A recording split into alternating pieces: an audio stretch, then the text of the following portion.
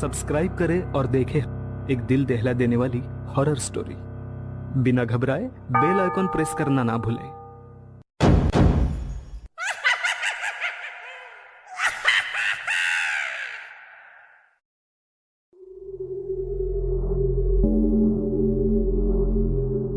इस कहानी के लेखक हैं संजय कांबले।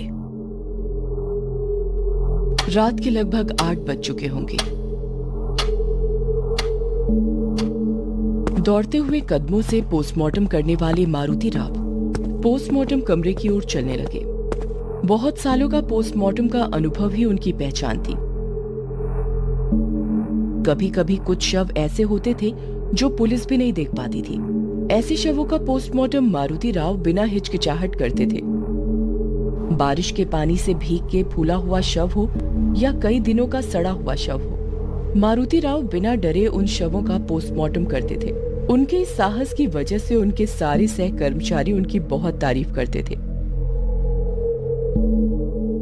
इसी खासियत की वजह से अस्पताल के सीनियर डॉक्टर सावंत के साथ उनकी अच्छी दोस्ती थी। चलते चलते मारुति राव के दिमाग में कल रात की सावंत साहब के साथ की हुई बात घूम रही थी।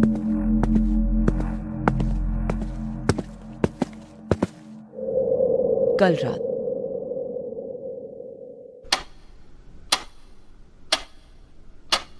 लगभग 11 बजे थे। मारुति राव अपने सोफे पर बैठे हुए थे। अचानक फोन की घंटी बजी।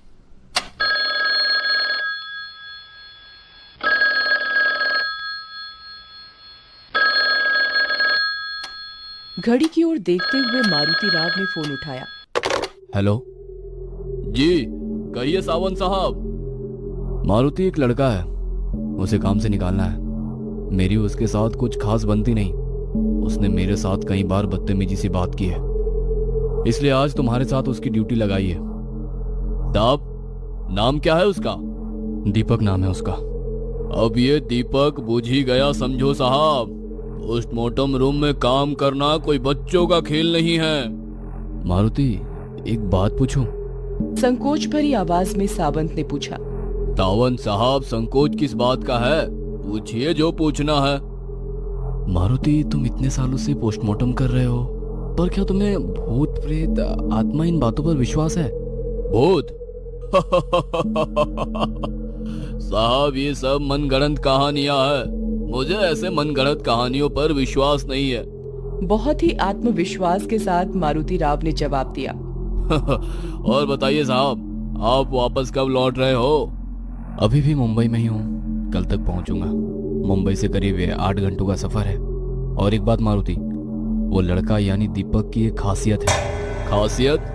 कौन सी खासियत? अभी थोड़ा व्यस्त हूँ,